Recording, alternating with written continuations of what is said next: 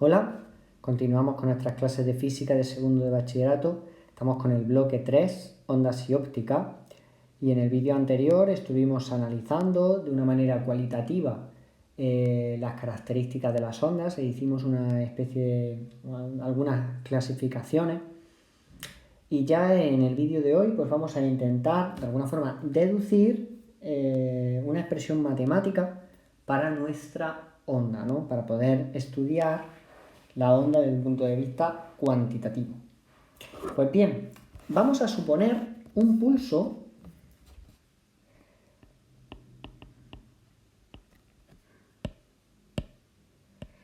supongamos un pulso que se propaga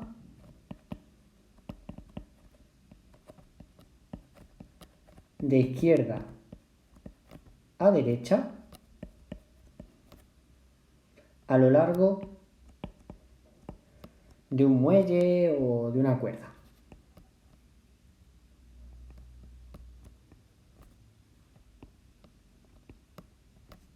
Entonces, para ello voy a hacer una especie de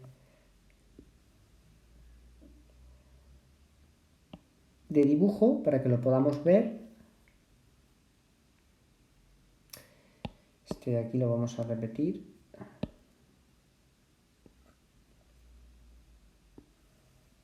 Vale. Digamos que aquí tenemos la componente Y, aquí la componente X, los ejes, y voy a dibujar mi pulso. Supongamos que mi pulso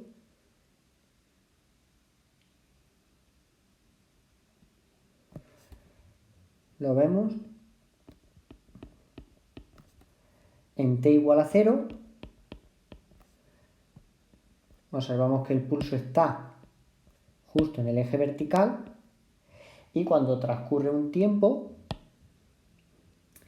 pues el pulso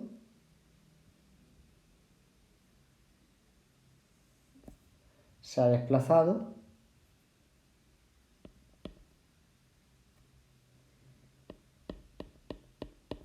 una distancia. ¿Qué distancia? Pues bueno, si nosotros más o menos podemos decir que se ha desplazado esta distancia, que es equivalente a v por t, porque recordemos que velocidad es igual a espacio partido por tiempo, pues ese espacio recorrido en ese tiempo t es lo mismo que la velocidad que tenga el pulso multiplicado por el tiempo que ha estado desplazándose. Por lo tanto, es evidente que podemos escribir la ecuación de la onda del siguiente modo.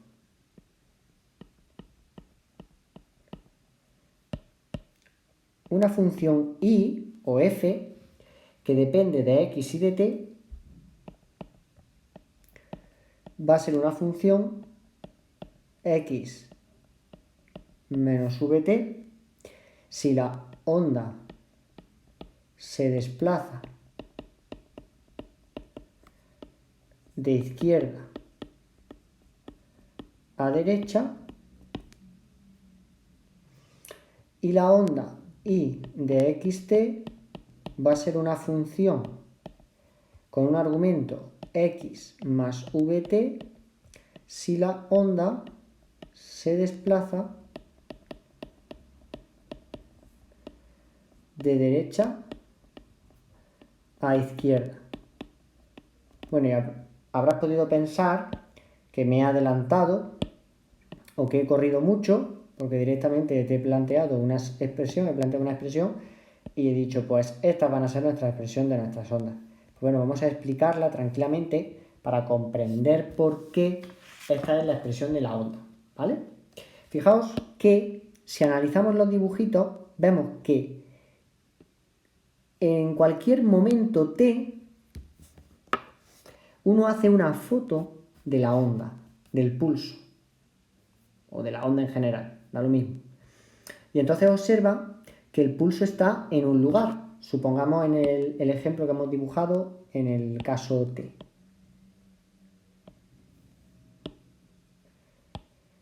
Entonces podemos ver que en ese momento T, en el punto X sub 0, o si queremos vamos a poner X1 y aquí vamos a poner X0, en el punto X1 la función f de x tiene un máximo, ¿no? Se desplaza de la posición de equilibrio un valor, una distancia, una separación con respecto del eje x. Porque debemos tener claro que esta cuerda, cuando no hay pulso, entendemos que está totalmente tensa. Por lo tanto, la posición de equilibrio de la cuerda es que todos los puntos de la cuerda están sobre el eje x. Todos los puntos valdrían I igual a 0. En el momento en el que el pulso se está propagando, para un valor t habrá un punto x característico en el que la cuerda, como vemos, se separa de la posición de equilibrio. También los puntos que están alrededor tienen una cierta separación. Por lo tanto, vemos que la función de onda, la función de la onda depende del tiempo, evidentemente, y de la posición, porque no es lo mismo si nuestro sistema de referencia está situado como lo tenemos aquí dibujado, mirar la onda en un tiempo t, que a lo mejor estamos a una distancia, como vemos, vt del origen de coordenadas, o una distancia pues, de 300 kilómetros, ¿de acuerdo? Por lo tanto, depende del tiempo y de la posición. De ahí que hayamos puesto I de xt. Es la primera vez en la que nos encontramos de una manera tan explícita con una función que depende de dos variables. Esta función no es una función como las que nosotros normalmente conocemos, que decimos f de x igual a 3 al cuadrado, 3x al cuadrado, que es una función que va de r, es una función que va de r en r. Sin embargo, nuestras funciones de onda, nuestras ecuaciones de onda, x de t, por ejemplo, puede ser, me lo invento, ¿no? Pero por poder podrían ser 3x cuadrado más 7t. Son funciones que van de R2, es decir, yo necesito dar un valor de x y un valor de t, un valor del tiempo y una posición, y viajo a R, es decir, viajo a un valor I que me va a dar al sustituir los valores de x y de t. ¿De acuerdo? En el caso anterior, en el de 3x al cuadrado, pues yo tengo un valor de x y obtengo, al sustituir el valor de x, un valor de y. Conforme vayamos viendo ejercicios, se entenderá mejor este nuevo concepto de una función de varias variables. Aunque en alguna otra ocasión lo hemos comentado. Bien, lo importante aquí es físicamente darse cuenta que depende de la posición y del tiempo, porque la onda viaja en el tiempo y porque depende de la posición en la que queramos estudiar, vamos a tener una perturbación, es decir, una separación de la posición de equilibrio. Bien, vamos a ver qué quiere decir ahora el miembro de la derecha de la ecuación. Como podemos ver aquí, f de x menos vt y f de x más vt, lo único que nos diferencia es este signo más menos, y lo que nos está indicando es que o la onda se desplaza de izquierda a derecha o es que la onda se desplaza de derecha a izquierda. Si miramos los dos dibujos, el de t igual a 0 y el del valor de t, vemos que la onda se ha desplazado a una distancia vt. Sin embargo, la onda, lo que es la expresión matemática de la onda, entendemos que es la misma. El pulso, una función que vale 0 en todos los valores de r y toma unos valores por encima del eje x próximos a 0 en t igual a 0 segundos y próximos a x1 cuando el tiempo vale t. Por lo tanto, en el fondo, una función de onda se representa matemáticamente como una función que lo que hace es desplazarse en el tiempo, desplazarse en el eje x, y eso no es ni más ni menos que una transformación matemática de una función.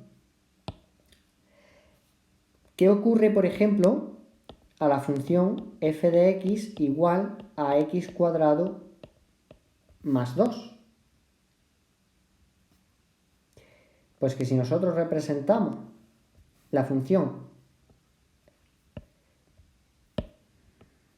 g de x igual a x cuadrado, tenemos en 0 vale 0, en 1 vale 1, en 2 vale 4, ¿de acuerdo? Y entonces tendríamos una expresión más o menos así. Sin embargo, la función f de x, x cuadrado más 2, que la voy a poner en rojo, en 0 vale 2,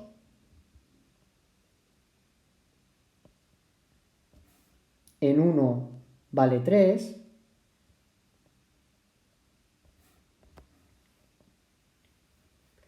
en 2 vale 6.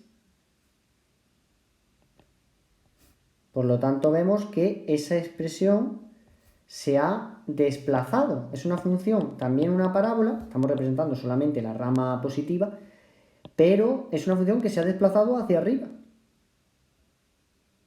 Pues lo mismo ocurre cuando consideramos el x menos vt o x más vt.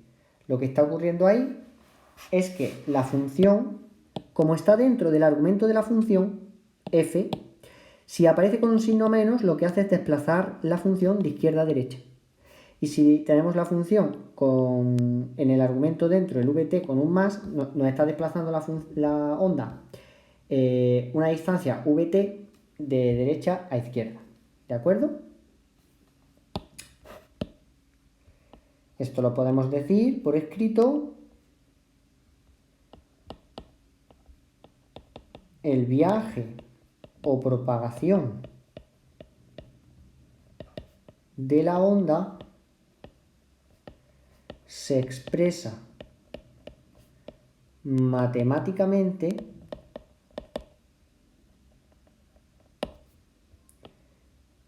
como una traslación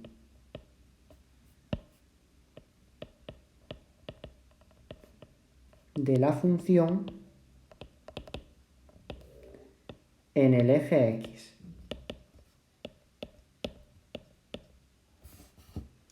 El concepto de traslación, que es un desplazamiento, hay que tenerlo claro. Creo que es una matemática, digamos, básica, por lo menos a nivel de bachillerato. Pues bien, ya de alguna forma tenemos una idea de cómo se va a expresar la función de onda. El problema es que ahora mismo hemos hecho una representación, digamos, general. La pregunta ahora está en describir o decidir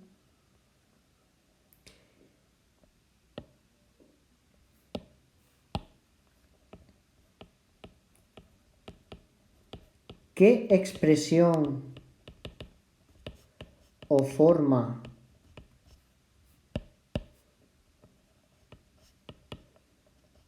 tomará la función f. Esta es la pregunta que se hace ahora un físico. Una vez que ya de alguna forma ha apuntado en una dirección, nos preguntamos qué expresión o forma tendrá una función f. Para llegar a eso necesitamos encontrar lo que se conoce como la ecuación de ondas. Pues vamos a ello. Como estamos estudiando ondas mecánicas desde una perspectiva mecánica, nos vamos a dedicar a averiguar la ecuación de ondas a partir de la segunda ley de Newton. es algo maravilloso. ¿Cómo es posible que de la segunda ley de Newton podamos extraer con un poco de gracia la ecuación de ondas, ¿vale? Pues bien, vamos a suponer, o mejor dicho, la segunda ley de Newton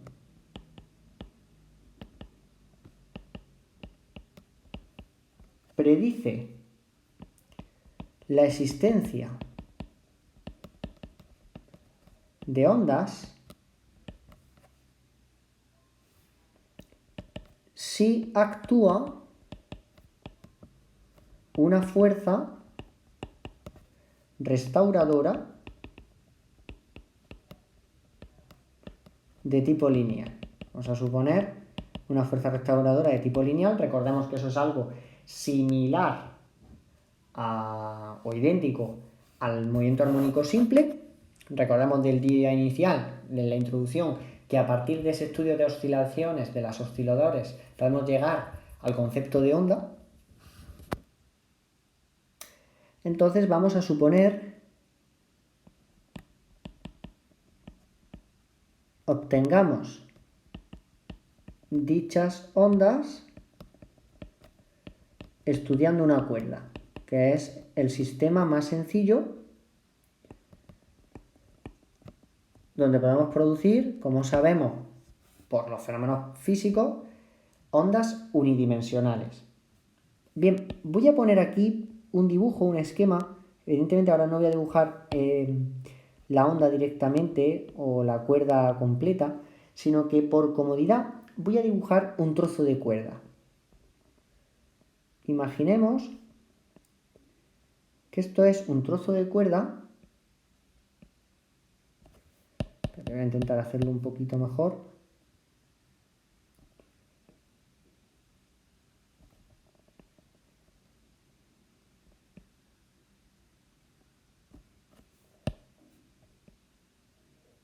Un trozo de cuerda que ha sido perturbado que tiene una longitud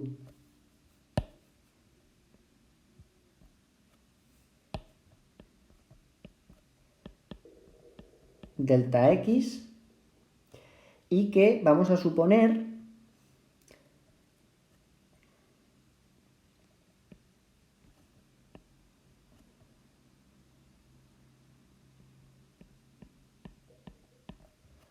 que hay una tensión en una dirección que llamaremos F2 y una tensión en otra dirección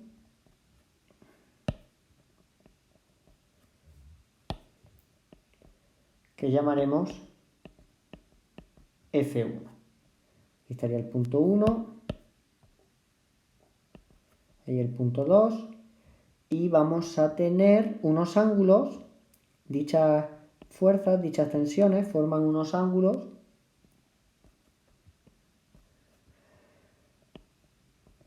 Z1 y Z2 con respecto al eje X. Bien, claro, cuando uno estira de la cuerda o genera una perturbación en una cuerda, en el fondo lo que está ocurriendo es que si pensamos en los osciladores, recordemos la unión de osciladores, si un oscilador es perturbado hacia arriba, de alguna forma se transmite esa perturbación al otro oscilador y así sucesivamente, y luego al siguiente, al siguiente, al siguiente.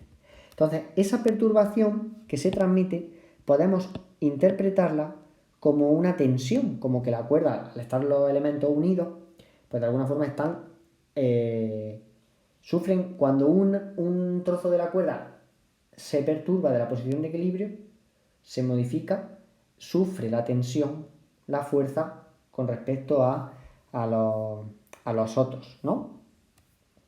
Si analizamos la segunda ley de Newton en este sistema, tendríamos, fijaos que la fuerza podríamos descomponerla en los ejes X e Y y da la casualidad de que si consideramos el eje X y el eje Y, las fuerzas en la componente X se anulan.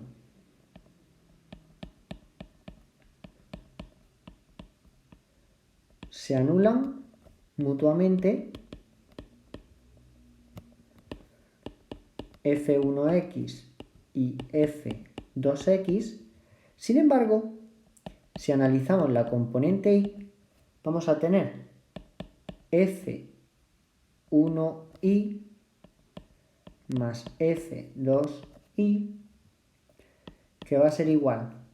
El 1 analizando queda menos F seno de Z1 más F seno de Z2.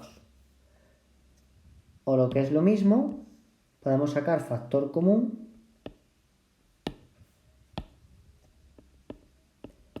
F que multiplica a seno de Z2 menos seno de Z1.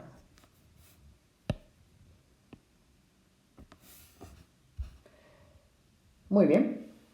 Claro, fijaos que si por ejemplo no hubiera ángulos entre Z1 y Z2, no existirían. Entonces, si no existen, la fuerza F1 y la F2 se anulan entre sí y entonces no existe perturbación. Por lo tanto, es necesario suponer que Z1 y Z2 necesitamos que Z1 sea distinto de Z2 para que la fuerza resultante sea distinta de 0. ¿De acuerdo? Y ahora tenemos que hacer una suposición importante.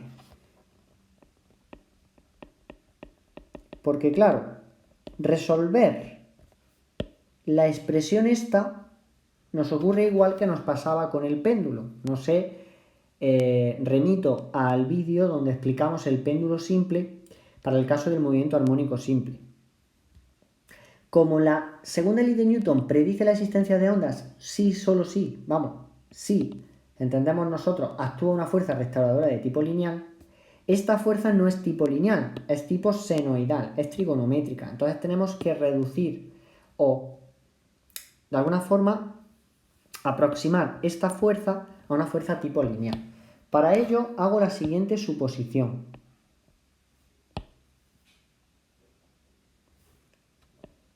Z1 y Z2 son pequeños. Es decir, no es una suposición tampoco muy descabellada, porque claro, cuando alguien perturba la cuerda, pues bueno, lo que la cuerda se va a separar de la posición de equilibrio, digamos que esos ángulos no tienen por qué ser muy grandes, lo cual es una suposición bastante loable. Entonces, ¿qué ocurre? Pues que el seno de Z1, recordemos que para el caso del péndulo aproximábamos el seno de Z1 a Z1, que es una opción, pero también es interesante, y en esta vez nos interesa más esto, igualar el seno a la tangente, que también ocurre que cuando los ángulos son pequeños, el seno de un ángulo y la tangente de ese mismo ángulo son prácticamente iguales. De tal forma que el seno de Z1 y el seno de Z2 son respectivamente la tangente de Z1 y la tangente de Z2. Vale. Esto es una aproximación, como decimos, necesaria para lo que queremos. ¿Y por qué es importante hacer esta aproximación? No solo por el hecho de que constituimos entonces una fuerza lineal, que eso es importante, sino también por lo siguiente. Porque si hacemos esta aproximación, da la casualidad de que la pendiente que forma la cuerda, es decir, esta cuerda de aquí, cuando se perturba vemos que está curvada, digamos que la pendiente que forma esa cuerda en un punto va a coincidir con la tangente de dicho ángulo entre la cuerda y el eje X. Digamos que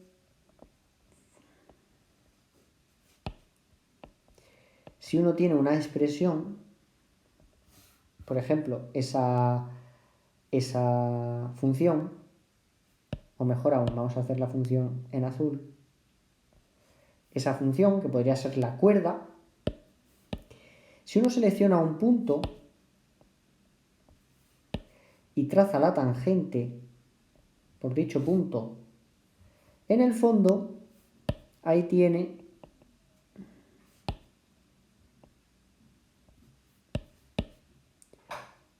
un ángulo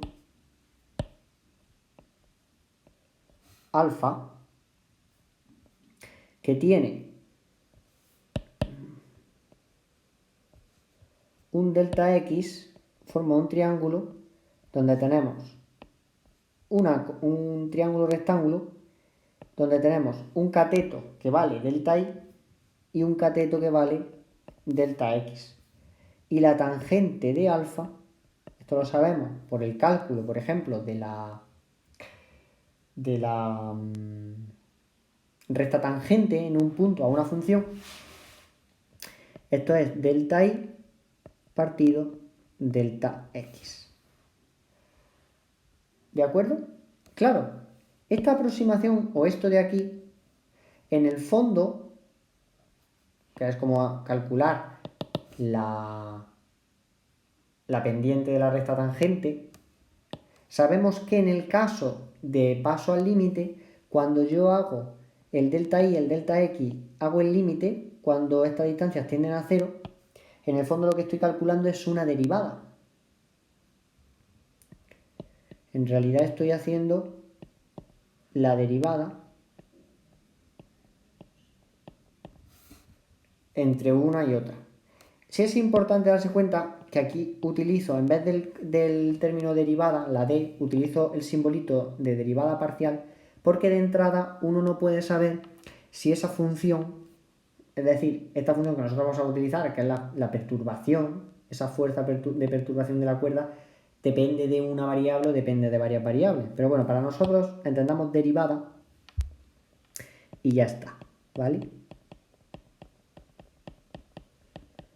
Para nosotros, con entender la derivada, porque al final ese es el paso al límite, entonces, evidentemente, como hemos dicho que el seno y la tangente son similares, pues podemos poner, en vez de esta tangente de z, podemos escribir seno de z.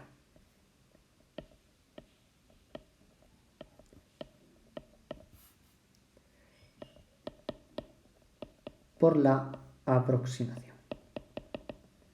Esto es un poco truco, digamos, truco del almendruco, de alguien que sabe bien cómo funcionar y entonces construye, evidentemente, esto. Esta igualdad es la igualdad clave, digamos, del desarrollo.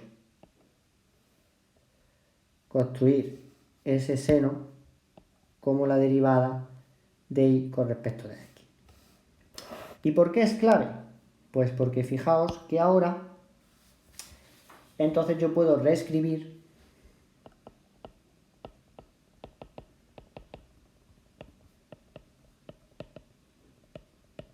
reescribimos la fuerza como el sumatorio de la fuerza en I de F, y en vez de escribir seno de Z2, seno de Z1, que bueno, por comodidad, para no perdernos, lo vamos a poner aquí,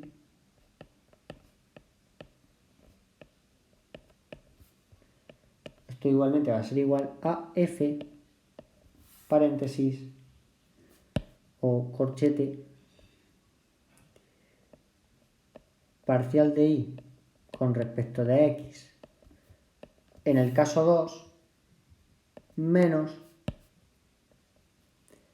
parcial de I con respecto de X en el punto 1.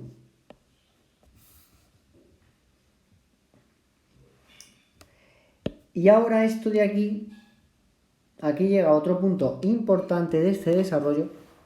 En el fondo, ¿qué estamos viendo aquí? Un punto de la cuerda menos lo que está ocurriendo en el otro punto. ¿Cómo cambia? Fijaos, recordemos cuál es el significado de la derivada. Nos está indicando cómo cambia una variable cuando cambia la de abajo. En este caso nos está indicando con esta expresión, nos está diciendo cómo cambia en altura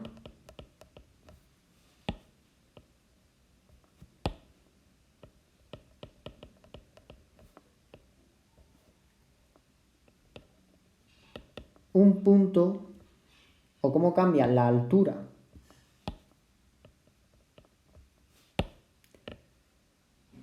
sí, así está mejor dicho, cómo cambia la altura de la cuerda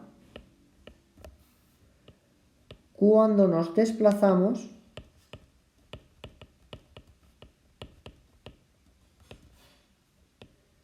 entre diferentes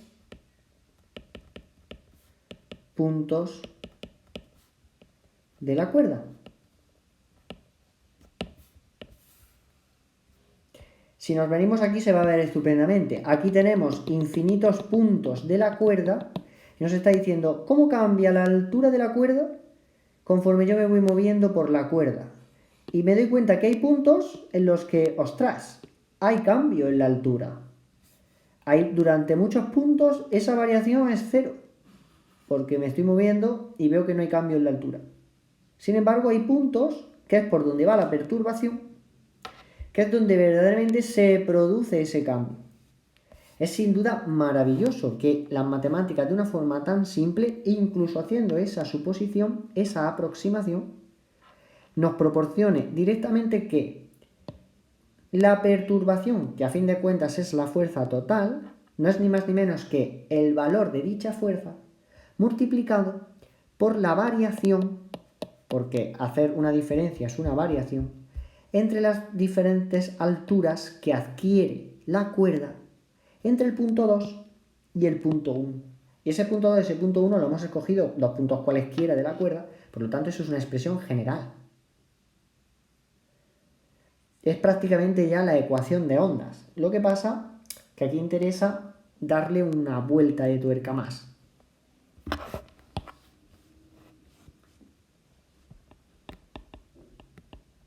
En realidad, como hemos visto, estas parciales, 2 menos parcial de y con respecto de x1, en realidad, esto es como una variación.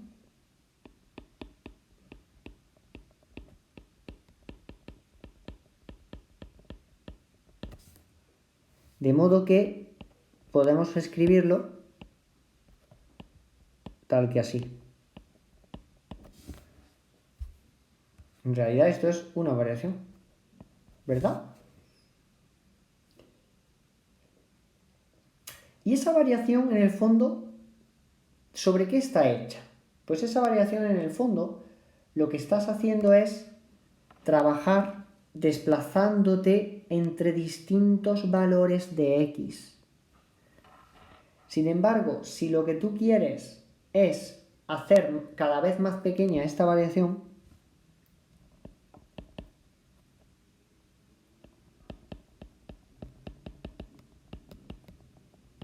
simamos infinitesimalmente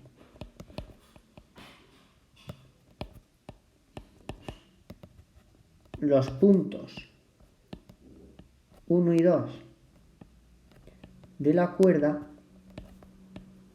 entonces esa variación finita se convierte en otra derivada. Igual que nos pasaba con la tasa de variación media de la velocidad media, cuando decíamos velocidad final menos velocidad inicial o x final menos x inicial partido t final menos t inicial. Y esto era la velocidad media. Y decíamos, bueno, yo voy a ir acercándome cada vez más en esas posiciones finales e iniciales. Cuando el tiempo tiende a cero, voy a hacer tender el tiempo a 0. Entonces, ¿esto qué pasaba? Porque esto se convertía en la derivada de x con respecto de t. Ahora mismo estamos poniendo parciales, pero para nosotros como si fueran derivadas. Pues aquí pasa exactamente lo mismo. ¿Y si hacemos tender infinitesimalmente los puntos? ¿Y si hacemos que en vez de coger dos puntos de cuerda 1 y 2 que están separados a una cierta distancia delta x, hago tender ese delta x a 0? Es decir, delta x tiende a 0, entonces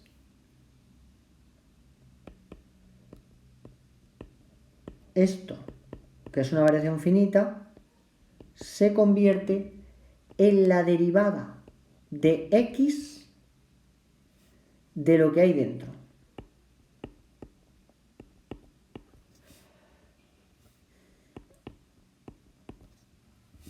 Y viene multiplicado por un delta x. Podemos escribirlo de una forma más completa, aunque no es quizás la notación más adecuada. Para un matemático esto podría ser un poco chirriar bastante. Nosotros nos contentamos. Diríamos que esta variación,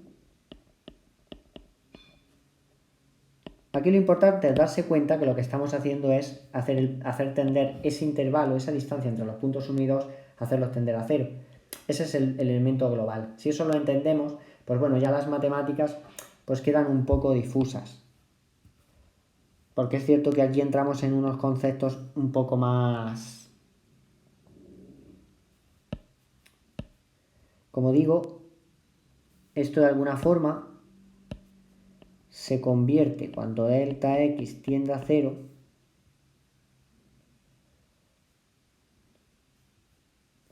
o mejor lo vamos a poner la variación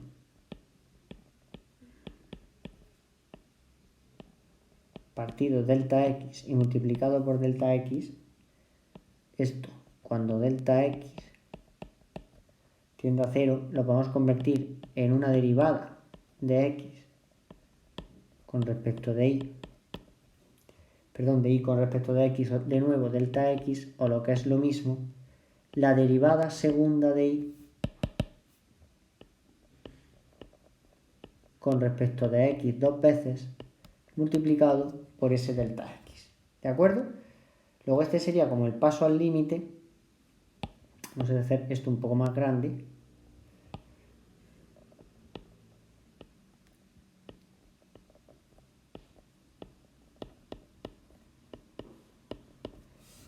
Entonces, finalmente,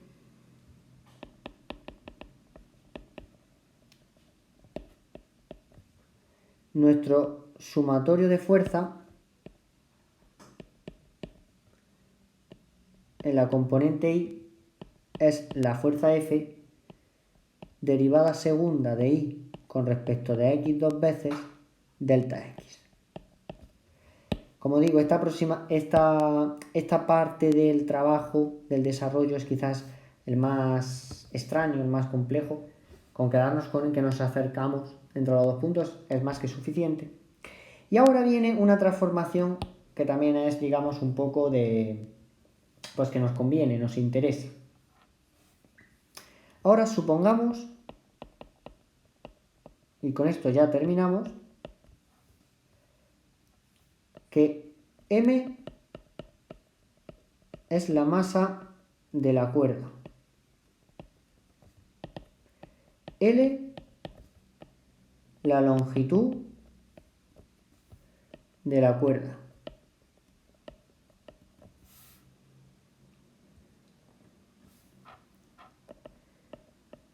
y mi la densidad lineal de la cuerda, evidentemente, de tal forma que mi es masa partido por longitud.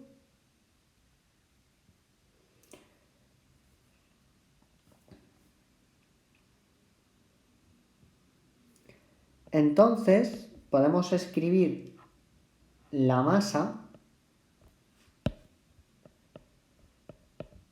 como mi por L, o lo que es lo mismo, mi por delta X, porque habíamos descrito la longitud de la cuerda como delta X. Más nos interesa verlo así. Entonces, si la masa es mi por delta X,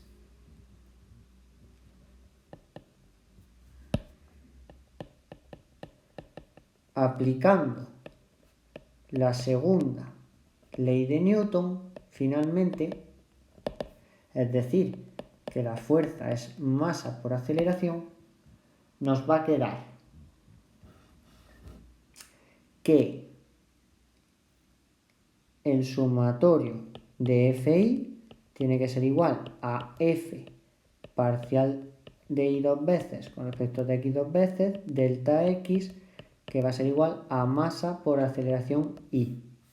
O lo que es lo mismo, masa voy a escribir mi delta X, y a su I, en vez de escribir a su I, voy a poner que esto es la derivada con respecto del tiempo dos veces.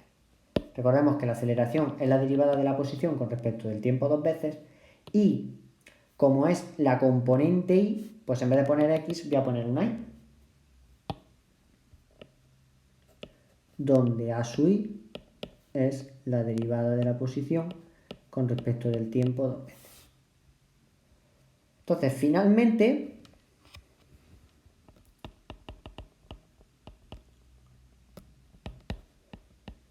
reordenando términos, tenemos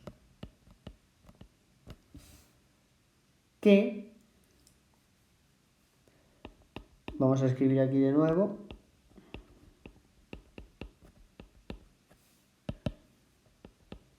esto tiene que ser igual a mi delta X parcial segunda de I con respecto al tiempo dos veces.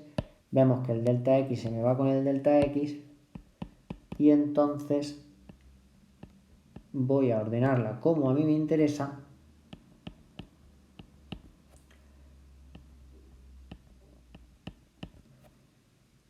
la ecuación se me queda finalmente tal que así.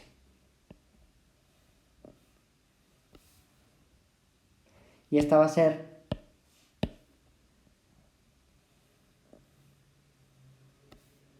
la ecuación de ondas.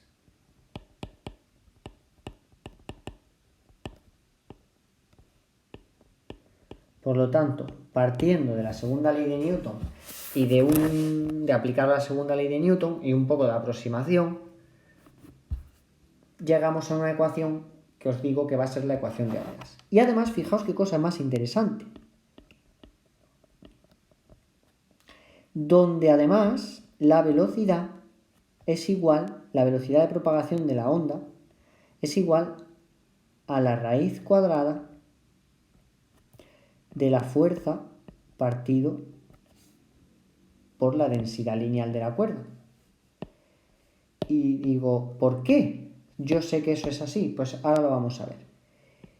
Porque es muy importante darse cuenta que la velocidad de una onda lleva siempre un factor de fuerza recuperadora o restauradora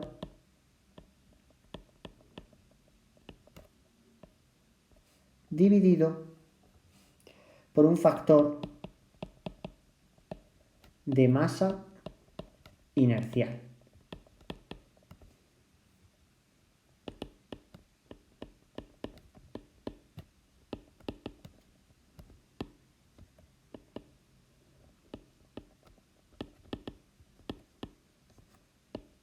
Es decir, que cuando una onda se está propagando a través de un medio o a través del vacío, si es una onda electromagnética, la velocidad de propagación depende de la fuerza restauradora, de la capacidad con la que la fuerza quiere volver a su posición de equilibrio estable cada uno de los puntos del medio, y también la masa inercial de cada uno de los elementos de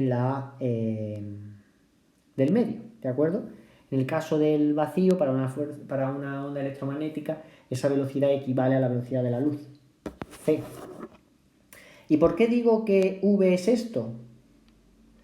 Pues que lo deducimos por análisis dimensional.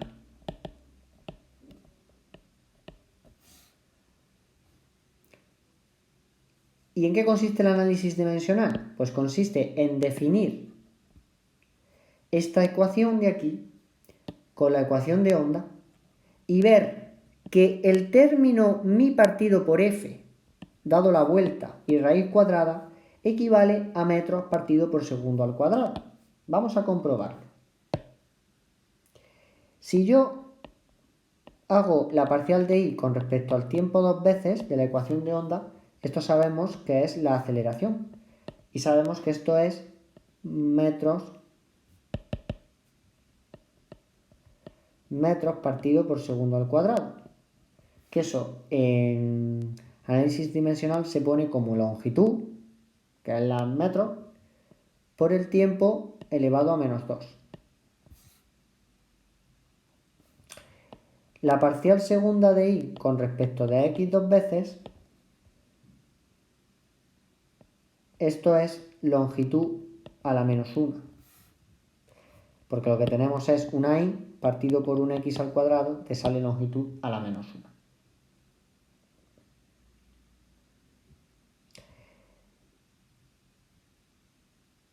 Y lo que es clave es que mi partido por f, si uno analiza la densidad y la fuerza, descubre que esto queda t cuadrado partido por l al cuadrado.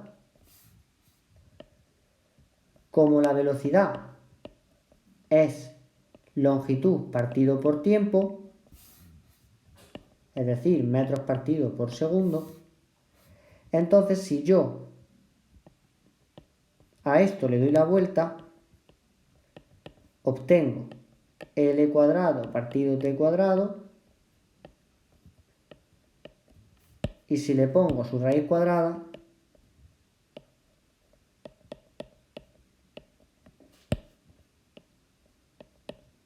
obtengo L partido por T, que es lo mismo que V.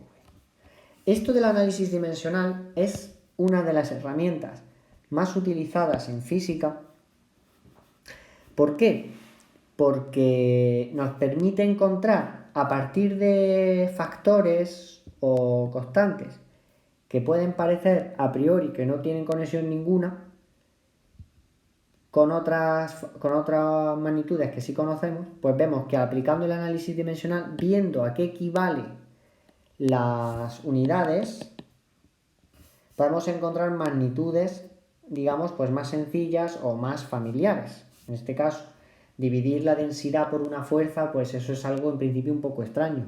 Pero es que si le damos la vuelta y le hacemos la raíz cuadrada, vemos que es la velocidad. ¿De acuerdo? ¿Por qué vemos también las unidades de los otros dos factores de la ecuación? Porque si completamos, podemos comprobar que existe homogeneidad en la ecuación, porque lo que hay a la izquierda tiene que tener las mismas unidades que lo que hay a la derecha. Si vemos a la izquierda tenemos L a la menos 1 y a la derecha tenemos t cuadrado partido por L al cuadrado multiplicado por L por t elevado a menos 2, o lo que es lo mismo, L partido por t al cuadrado. Si multiplicamos ambas unidades, vemos que nos queda L a la menos 1 como resultante, porque los t se van y una L se va con una L. Finalmente vemos que hay homogeneidad, luego la ecuación está bien planteada dimensionalmente hablando. Y por último, pues vamos a reescribir esa ecuación de ondas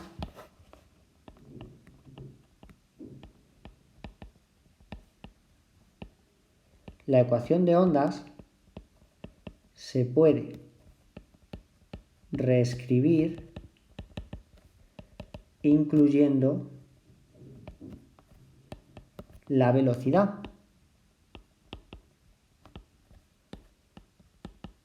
que es como normalmente se expresa en los libros, ¿vale? En la bibliografía. Podemos escribir esa ecuación de ondas y además normalmente se utiliza, en vez de la I, se puede utilizar la I o podemos escribir también con la letra griega psi.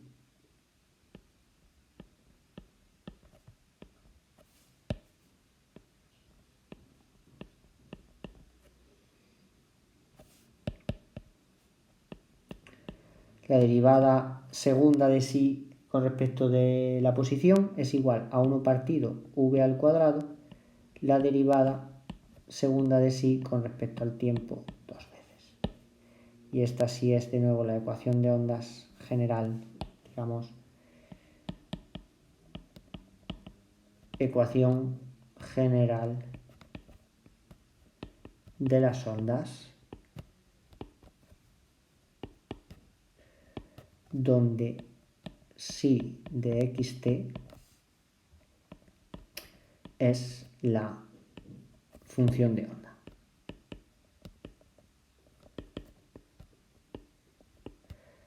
Bueno, ahora podéis estar a punto de matarme porque diréis, bueno, si habíamos dicho hace como 1000 años que nos estábamos preguntando que qué expresión o forma tomará la función f esta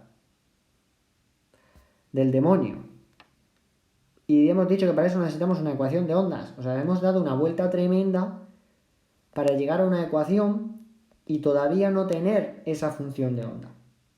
Pues bien, no es gratuito todo lo que hemos hecho, porque en el fondo toda función psi de xt que resuelva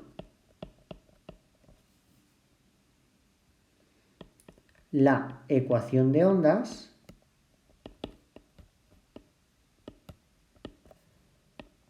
será candidata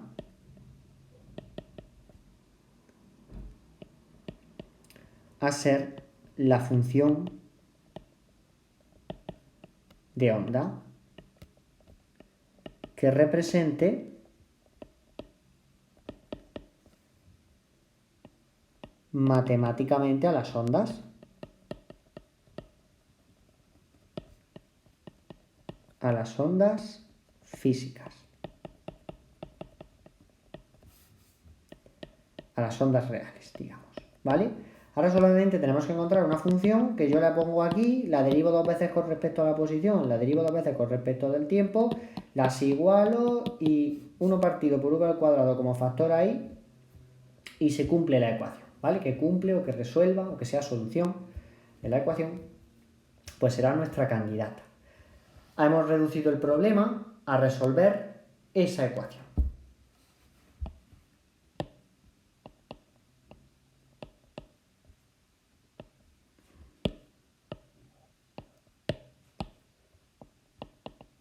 En definitiva, nuestro problema se ha reducido a resolver esta ecuación. Pues bien, en los vídeos siguientes veremos cómo resolver esta ecuación y podremos comprobar que la ecuación se parece bastante a la de un movimiento armónico simple. Ya lo veremos en los siguientes.